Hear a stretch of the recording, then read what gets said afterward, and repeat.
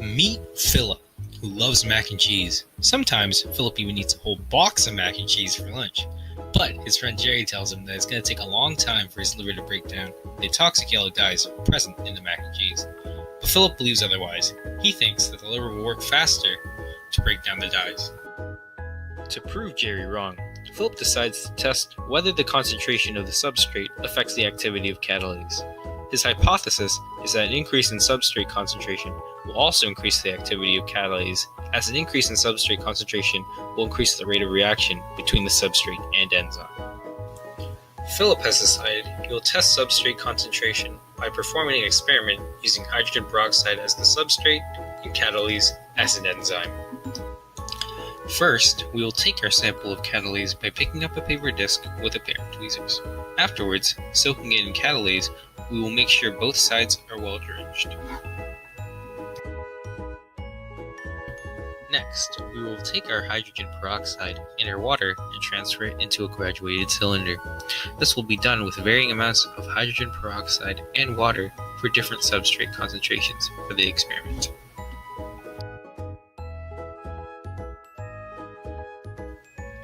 Afterwards, the solution of hydrogen peroxide and water will then be transferred to the reaction chamber. Once finished, take the sample of catalase retrieved earlier and place it on the top side of the reaction chamber, making sure it does not come in contact with your solution. Next, cover the reaction chamber with a tube to stop.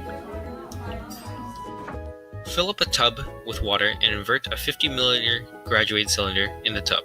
Slide the tube on the stopper under the graduated cylinder to ensure that released oxygen will flow into the cylinder. Then, invert the chamber to begin the reaction. By inverting the chamber, the dish soaked in catalase and the hydrogen peroxide will come into contact and begin reacting. Measure the amount of water displaced by the oxygen gas, released every 30 seconds over the next 3 minutes. This is a table of the data that was collected.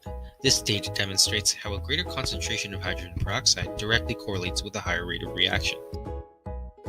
Hydrogen peroxide naturally decomposes into liquid water and oxygen gas on its own, but the decomposition takes a very long time.